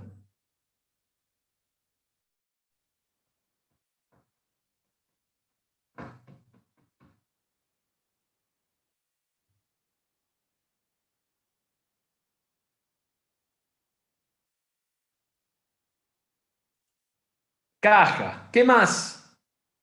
Hay dos que contestan caja. Dos personas que me contestan caja. Créditos. Ojo, no todos los créditos, ¿no? No todos los créditos. Porque si hay un crédito en moneda extranjera, es una partida no expuesta. Entonces, ¿ustedes han visto alguna vez en alguno de los prácticos que han hecho hasta ahora que se ajuste la caja? Caja RECPAM, por ejemplo. No. Me contestan que no, y la respuesta es no, no se ajusta la caja. ¿Qué hace la técnica contable? Y la técnica contable está fundamentada en la partida doble. Está fundamentada en la partida doble. Porque se hace a través de una manera indirecta. La caja, los cuentas por cobrar, los créditos que no tengan ninguna cláusula de ajuste y que tengan moneda nacional. O sea, ¿qué quiere decir? ¿Qué pasa con la caja? La caja tiene un valor, o sea, el billete tiene un valor que dice 1.000 pesos. Eso no se modifica. Eso tiene un valor nominal de 1.000 pesos que pierde por inflación, pero no se modifica. Si yo reexpreso la caja con una inflación del 20%, reexpresaría la caja, me diría 1.200 pesos. Voy al final, al cierre del ejercicio, a controlar la caja y hay 1.000. ¿Qué hago con los 200 pesos? Tendría que explicar que es un resultado por imposición a la inflación, porque perdió el poder adquisitivo, que en realidad los 1.000 ha perdido el 20%, no son 1.200, sino serían 800, porque ha perdido el 20% de valor, pero en realidad tengo un billete de 1.000. Entonces, ¿qué dice la contabilidad? No puedo reexpresar las partidas que realmente pierden poder adquisitivo de la moneda como consecuencia de la inflación. ¿Qué es lo que tengo que hacer? ¿Qué es lo que hace? ¿Por qué se llama de manera indirecta? Porque reexpresa las partidas no expuestas para reflejar el cambio en el poder adquisitivo de las partidas expuestas. Y esto es como consecuencia de la partida doble. Esa es la famosa técnica contable. La partida doble. Reexpreso lo no expuesto para reflejar el cambio en el poder adquisitivo de lo expuesto. Entonces, por eso le llamamos la forma indirecta. Lo no expuesta es la que no pierden como consecuencia de la inflación. Tengo la mercadería, tengo los bienes de uso, tengo crédito en moneda extranjera, tengo algún crédito en especie. ¿De acuerdo? Entonces, eso no está expuesto. Lo reexpreso a eso, pero reflejando la pérdida en el poder adquisitivo de las partidas expuestas. Caja en moneda nacional, créditos en moneda nacional que no prevean ningún tipo de cláusula de ajuste, los pasivos que no prevean cláusula de ajustes. Entonces, a ver qué dice. Reexpresa, a ver si dije bien lo que dije recién y lo grabemos esta situación. Reexpresa las partidas no expuestas determinando su valor de origen reexpresado y la diferencia con su valor de origen se imputa a la cuenta RECPAM. Valor de origen reexpresado menos valor de origen es igual al RECPAM. Tengo 1.000 de mercadería, la reexpreso, supongamos, un 20% de inflación, se va a 1.200. 1.200, que es el valor de origen reexpresado, menos 1.000, son 200, que es el resultado por exposición a la inflación. ¿Queda claro hasta ahí? Reexpreso, que esto ya lo han hecho. Ustedes han trabajado con caja y banco, ejercicios de caja y banco, donde he visto que no se reexpresa el dinero en efectivo ni el dinero que está en las cuentas corrientes bancarias. Ustedes han visto que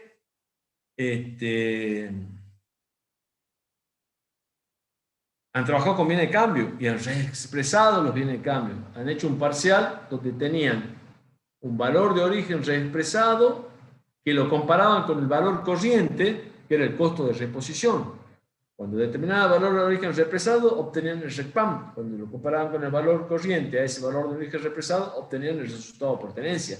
No estoy hablando de nada nuevo, simplemente estamos cerrando el circuito, como les decía al principio de la clase. Las partidas expuestas no se reexpresan, pues ya están expresadas en moneda de poder adquisitivo de la fecha de cierre. Ese es el caso de, si tengo 1.000 pesos, está expresada en moneda de cierre. Son 1.000 pesos, el billete rojito de 1.000 pesos. Si tengo un crédito, voy a cobrar 1.000 pesos, que no prevea cláusula de ajuste, porque si me dice, va a cobrar 1.000 pesos más un interés, y ya estoy previendo algún tipo de actualización, algún tipo de repotenciación de ese crédito. Entonces ahí tengo que determinar cuál es el interés, o cuál es el interés en términos reales. Yo estoy cobrando un interés, pero ¿me estoy cubriendo la inflación o no? Entonces ahí es donde, en ese caso, se convierte en una partida no expuesta, la tengo que reexpresar y comparar con el valor corriente de ese crédito. ¿Está claro?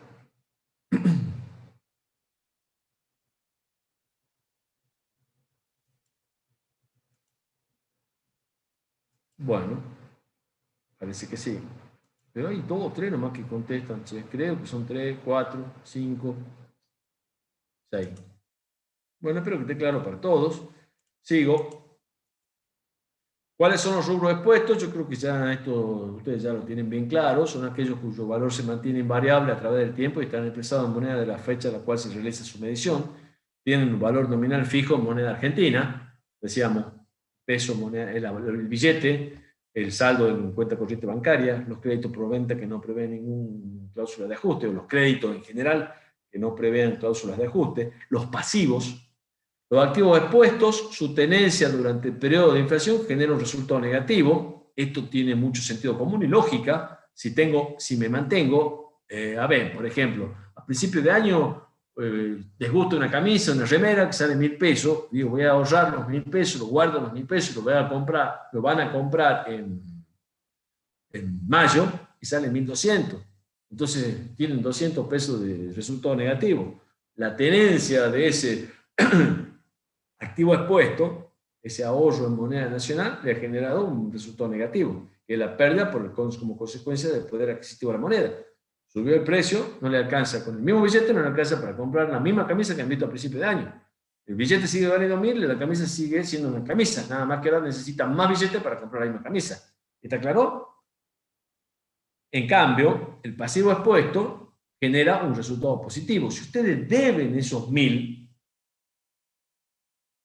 es un pasivo que tienen, se compran la camisa con esos 1.000 y devuelven esos 1.000 en mayo. Si venden la camisa en mayo, que ustedes la compran en enero por 1.000, si la venden en mayo, ya vale 1.200, van a ganar 200 pesos como consecuencia, o sea, un resultado, van a ganar, es una forma de decir, es un resultado por exposición a la inflación. Van a tener un resultado positivo por exposición a la inflación. ¿Quedó claro? Sí, profe. Sí, profe. Bien. Yo por ahí me pongo a leer los chats, a ver si hay alguna pregunta, por eso hago esos silencios inquietantes. Sí.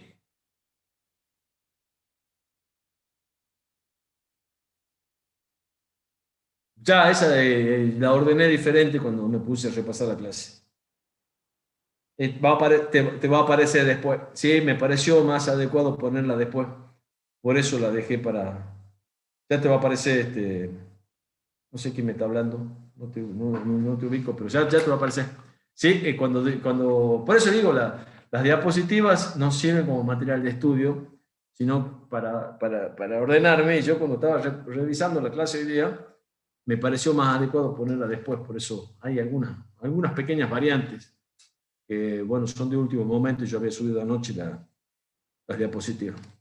Pero no son determinantes, ¿no? Simplemente me parecía más adecuado. Habrá después del RECPAM, primero presentar el rubro expuesto y no expuesto y después hablar del RECPAM. Entonces, gracias por hacerme acordar del tema y por poder plantear los restos de los compañeros. Rubro no expuesto. Su valor es susceptible de variación a través del tiempo. Las variaciones pueden ser predecibles, las que devengan una tasa de interés, y el ejemplo hace rato de las cuentas por cobrar, o impredecibles debido a que están sujetas a la evolución de un mercado. O sea, un bien de cambio, un bien de uso, están sujetos a la evolución del mercado.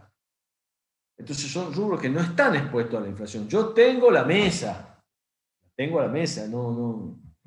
Si evolucionado el mercado, si ha crecido su precio, la mesa sigue siendo mesa. En estos rubros, además del efecto de la inflación, debemos medir la evolución de su precio específico y de su comparación se determinará el resultado de su tenencia en términos reales. Acá insisto con algo que ya lo dijimos, esto que dice este párrafo no es una cuestión nueva. Nosotros tenemos un modelo que es moneda homogénea, valores corrientes. Antes de hacer cualquier tipo de comparación, es necesario tener partidas homogéneas. No puedo comparar partidas heterogéneas. Entonces, primero se reexpresa y luego se compara con su valor corriente. Primero se reexpresa y se obtiene el resultado por exposición a la inflación y ese valor reexpresado se compara con el valor corriente y se obtiene el resultado por tenencia. Que le quede muy claro esto, ¿no? Si hay un esquema, si hay un modelo, uno de los modelos que nosotros vemos, que es valores corrientes, moneda heterogénea, se compara directamente el valor de origen con el valor corriente y se obtiene un resultado por tenencia enorme, pero en realidad ese resultado por tenencia tiene un componente inflacionario muy importante.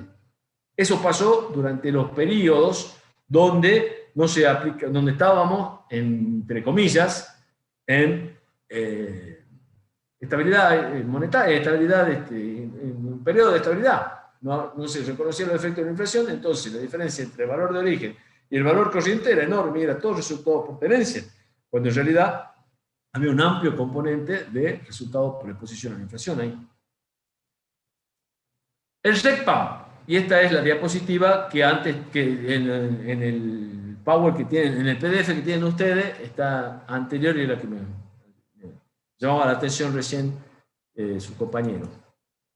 Resultado por exposición al cambio en el poder adquisitivo de la moneda, acrónimo RECPAM, debe ser considerado como una simple cuenta balanceante hasta que se concluya con todo el proceso de reexpresión.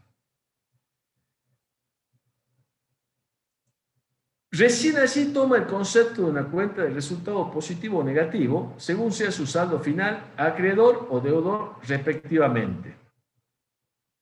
Hasta ahí, estos dos primeros párrafos, ¿qué quiere decir? Ustedes han visto que se reexpresan las partidas no expuestas para reflejar el cambio en el poder adquisitivo de las partidas expuestas. Se reexpresan las cuentas de resultado.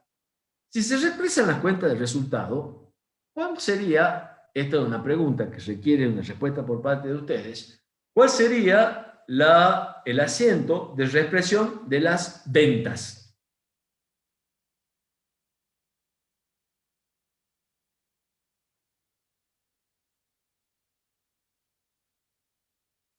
¿Se entendió la pregunta? Hagan la reexpresión de las ventas. ¿Cuál sería el asiento de reexpresión? ¿A ventas? ¿Cómo? Van a ventas.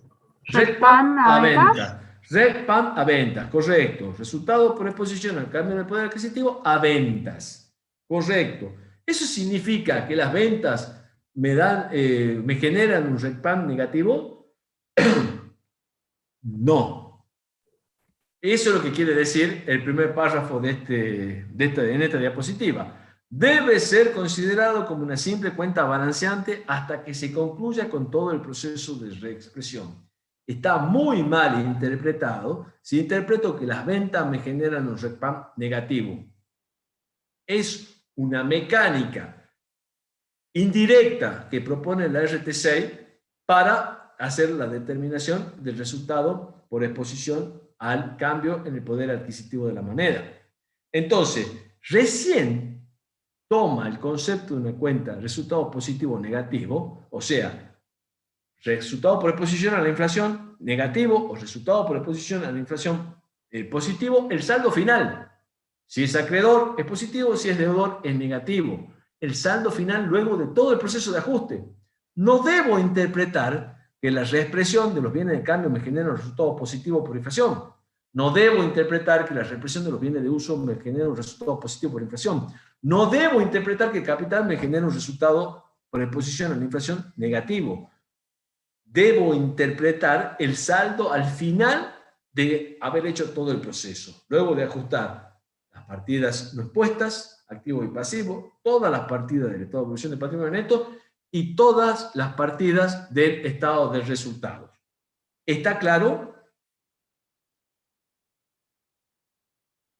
Y acá me dice Martín, el RECPAM puede estar en el debe y en el haber. ¿Eso quiere decir? Sí, eso puede, pero ¿qué quiere decir? Puede estar en el debe y en el haber. Yo voy haciendo los asientos de acuerdo a la mecánica de trabajo que me propone la resolución técnica número 6. Pero no debo interpretar esto me genera pérdida, esto me genera ganancia, esto me genera pérdida, esto me genera ganancia. ¿Por qué? Porque estamos trabajando de manera indirecta. Reexpresamos los no expuestos para reflejar el cambio en el poder adquisitivo de los expuestos. Lo vamos a ver claramente cuando hagamos el ejercicio práctico. Yo tenía algo práctico para hacer hoy, pero no nos va a alcanzar el tiempo. Ya estamos casi a 10 minutos del final.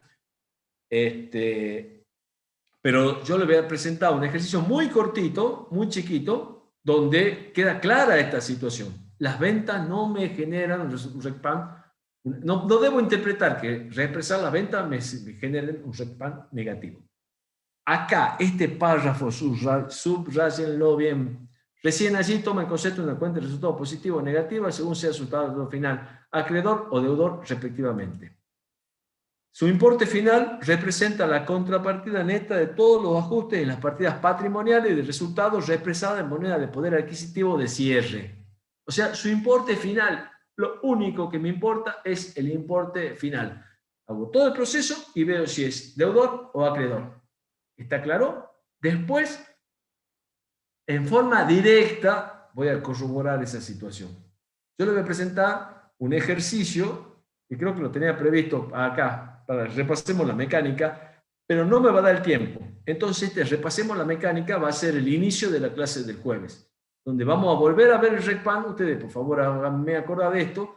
Volvemos a ver el RECPAM, cuál es el comportamiento, y un ejercicio muy sencillo, con 3 cuentas nada más y un solo mes. Lo único que pretendo es mostrarle la mecánica. Vamos a ver cuál es el comportamiento del RECPAM. Entonces, ¿qué me queda? ¿Hay una pregunta en el chat? No, sí, profe, no hay. Bien. Pasos para la represión. Y esto lo veamos rapidito, hasta que finalicemos la clase, porque ya lo conocen. Ya lo han venido haciendo rubro por rubro, por eso decía, hoy es como una clase. A mí me tocó hacer la presentación de lo que es la materia y me toca hacer el cierre de lo que es el modelo de contabilidad, moneda homogénea, valores corrientes. Esa es una gran ventaja, porque lo que les prometí al principio creo que lo estoy cumpliendo en estos días. Paso para la represión. Esto va dentro del método. El proceso secuencial es el proceso que se sigue en la secuencia lógica. Pero para seguir ese proceso secuencial tengo que seguir estos pasos. Primero, clasificar las partidas en expuestas y no expuestas. Entonces, agarren, y como yo le voy a pedir tarea para la casa, porque me van a tener que ayudar para resolver el práctico, el SOL, la próxima clase. Agarren, ustedes van a tener el estado de situación patrimonial, el estado de resultados y el estado de evolución del patrimonio neto. Van a tener que clasificar las partidas en expuestas y no expuestas. ¿De acuerdo? Luego se trabaja sobre la no expuesta, en el método indirecto. Las partidas de moneda de cierre no deben reexpresarse. Las partidas expresadas en moneda anterior al cierre deben reexpresarse. Creo que no abona ningún agregado este primer punto. Segundo, segregación de componentes financieros implícitos. Hemos visto un trabajo práctico donde hacemos la segregación de los componentes financieros implícitos. Hay un tratamiento preferible y un tratamiento alternativo. El tratamiento preferible, siempre y más en época de inflación, es hacer la segregación en el momento en que se produce la operación. Y hay un tratamiento alternativo que hace la segregación al cierre del ejercicio. Lo ideal es tener el equipo de trabajo dentro de la empresa que vaya haciendo la segregación de los componentes financieros implícitos a medida que va recibiendo la factura. Esto significa que hay que tomar el precio de contado. ¿Se acuerdan que dijimos, toda operación a plazo debe considerarse onerosa? No es gratuita. Entonces tiene un componente financiero. Si no sé un componente financiero implícito, si no conozco el precio de contado, debo buscarlo. Yo al principio de la clase le hablaba del informe 24, que es un informe que está en la página de la FAPSE, que nos indica cuáles son las tasas de interés que podemos utilizar de acuerdo a la operación de que se trate. Entonces, bueno, ahí está tratamiento preferible, tratamiento alternativo en estabilidad monetaria, ya lo dije a eso. El punto, bueno, esto también lo dije, la segregación de los componentes financieros implícitos, toda espera en el cobro paga una suma de dinero tiene costo, intereses, no hay financiación gratuita. Si hay una operación a plazo, hay intereses. Si no están explícitos, o sea, si no me dicen, che, la tasa de interés tanto, están implícitos. No es lo mismo los 1.000 pesos de enero que los 1.000 pesos de mayo. Acuérdense de la camisa. La camisa del ejemplo de hace rato, ¿no? Sigamos con los pasos. Tercer paso, articulación de las partidas según los distintos momentos o periodos de origen de esta. Esto significa buscar el valor de origen. Apertura de las partidas atendiendo los distintos momentos o periodos de origen, se agrupan por mes, se admiten periodos mayores en tanto no generan distorsiones significativas. Esto está establecido por el RT6. El periodo mayor es un periodo de 3 meses donde se utiliza el promedio de inflación de esos 3 meses. Nosotros no vamos a trabajar con periodos mayores, vamos a trabajar agrupando por mes. Este es uno de los pasos más complicados dentro de la mecánica, porque hay que buscar el valor de origen. Y buscar el valor de origen implica responderse a la pregunta en moneda de poder adquisitivo, ¿de qué fecha está esta partida? Entonces, ante esa pregunta, digo, está en moneda de tal fecha, porque es la fecha de incorporación al patrimonio, es la fecha que se originó ese movimiento. Ese es el valor de origen. Y una vez que tenemos el valor de origen, la fecha de origen, necesitamos el valor de origen. Y una vez que tenemos fecha de origen y valor de origen, se acabó el problema porque lo demás es una mecánica muy sencilla. Tengo que determinar el coeficiente de reexpresión, que es el índice de cierre dividido el índice de base, que sería la fecha de origen, el índice, y ahí surge el coeficiente. Ojo en los parciales, porque por ahí le pueden poner índice o por ahí le pueden poner coeficiente. Ha pasado en otras épocas que le ponían el coeficiente en los parciales, los profesores de práctica, y dividían coeficiente sobre otro coeficiente y le daban un solo coeficiente. Cuando en realidad, cuando ya tienen el coeficiente, está listo para aplicar sobre el valor de origen. Ese índice de cierre sobre el índice de base es un índice que surge del RT6, que es el índice del precio al consumidor que está empalmado con el índice del precio interno al por mayor. Este índice lo publica mensualmente la Federación. En la página de la Federación, que yo les escribí hace rato en el chat, están los índices en este momento ya están hasta el mes de mayo de 2021 inclusive. O sea que solamente con entrar a la página y dice índices de represión, está IPC empalmado con el IPIN, es buscar la fecha de cierre y buscar el índice de la fecha de origen. Nada nuevo, me imagino. Ya rendió dos parciales. Punto 6, determinación del valor de origen represado, que es valor de origen por coeficiente, por eso ya es la mecánica. Y acá un tema a tener en cuenta, que es que los valores represados de los activos no deben superar su valor recuperable. Recordando que el valor recuperable, la vimos cuando trabajamos sobre los costos, el valor recuperable de un activo es el mayor entre su valor, un valor de venta, valor neto de realización, y un valor de utilización económica, valor de uso. 7. La diferencia entre el valor de origen represado y el valor de origen se imputa a la cuenta RECPAM. Esto, método para la determinación del RECPAM, método directo e indirecto. El indirecto es el que estamos viendo esos pasos, y el directo es aplicar el ajuste por inflación en papeles de trabajo sobre las partidas expuestas, como un método de comprobación y para exponer en los estados contables el RECPAM generado por activo y el RECPAM generado por pasivo. Esto va a quedar mucho más claro ahora cuando hagamos la resolución, la próxima clase del trabajo práctico, el sol. Y ahora ahí me queda el caso práctico número 23, que es el que vamos a ver en la próxima clase. ¿Me llamaron? Eso lo vemos ahora cuando veamos el sol. Te lo digo rápidamente para que no te quedes con la inquietud y puedas dormir tranquilo esta noche y y estés tranquilo hasta el jueves. El método directo es un método que se usa solo en papeles de trabajo. Sobre el método indirecto vos haces los asientos, represar las partidas no expuestas para reflejar el cambio en el poder adquisitivo de las partidas expuestas. El método directo es un método de comprobación. Entonces, ¿qué haces? Ajustas en papeles de trabajo todas las partidas expuestas. Ajustar la caja, ajustar los créditos expuestos, ajustar los pasivos expuestos. Todo lo que no ajustaste por el método indirecto, lo ajustás por el método directo. En papeles de trabajo. Te tiene que dar el mismo número. Como vos ajustás por un lado los activos y por otro lado los pasivos, el ajuste de los activos te da como resultado el RECPAM generado por activo. Y el ajuste de los pasivos te da como resultado el RECPAM generado por los pasivos. Entonces vos los podés poner de esta manera. Si no, no hay manera de exponerlos, generado por activo y generado por pasivo, como lo requieren las normas de exposición que vamos a ver en contabilidad 3. ¿Sí? Pero esto es un adelanto. Cuando hagamos el trabajo práctico el sol, ahí vamos a hacer todo el trabajo. Por eso yo les decía, la primera medida del trabajo, agarren el trabajo práctico el sol y marquen lo que en el papel, lo que es expuesto y de lo que es las partidas que son no expuestas. Acuérdense, se reexpresan activos y pasivos no expuestos, todas las cuentas de estado de evolución de patrimonio neto y todas las cuentas del estado de resultado. De ahí surgen asientos. En forma indirecta se obtiene el RECPAM.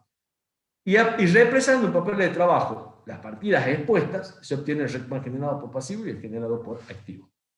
Entonces, la próxima clase trabajamos con el práctico 23 y yo necesito que hagan la registración de, ahí en el práctico el sol, ustedes fíjense que tienen 3 puntos en los datos complementarios, tienen el estado de situación patrimonial, el 3112 el X0 y el 3112 el X1, el estado de resultado, y ahí el patrimonio neto. Y tienen datos complementarios. Entonces lo que necesitamos para trabajar son los mayores. Ustedes van a necesitar fecha de origen, valor de origen, coeficiente, valor de origen represado y RECPAM. Para eso hay que hacer los asientos, hacer la registración contable y hacer los mayores. Y armar el estado de situación patrimonial histórico al 3112 del X1 con sus respectivos mayores, porque si bien es cierto, ustedes acá tienen el estado de situación patrimonial al 3112 del X1, no tienen los mayores. Y de los mayores van a poder sacar fecha de origen y valor de origen.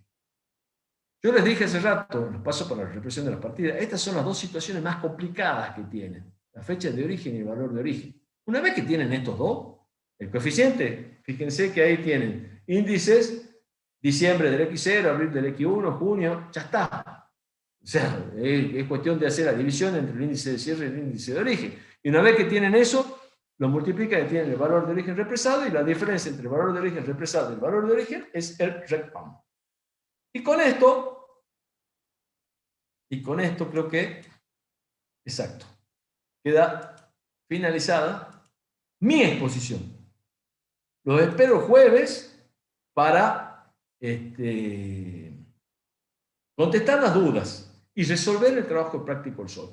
Insisto, es muy importante tener claro el trabajo práctico del sol para entender toda la mecánica, porque si bien es cierto, es muy sencillo, cierra todo el circuito. Y la pregunta del compañero recién diciendo cuál es el método directo queda perfectamente contestada con el trabajo práctico del sol. Y ahí también les voy a presentar al final el proceso secuencial. Por favor, tómense una horita de tiempo y hagan lo que sería parte de contabilidad 1. Hagan la registración y armen bien prolijo los mayores, cosas que puedan determinar claramente fecha de origen y valor de origen. Háganlo. Si se equivocan, tachen y corrijan, que es la mejor manera de aprender.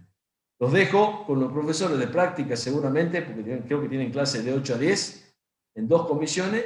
Así que no les quito más tiempo y les pido 1000 disculpas por estos minutos de más, por los cuales me pasé. Y lo espero el próximo jueves con todas las dudas y con el trabajo práctico a resolver. Nos vemos. Buenas noches.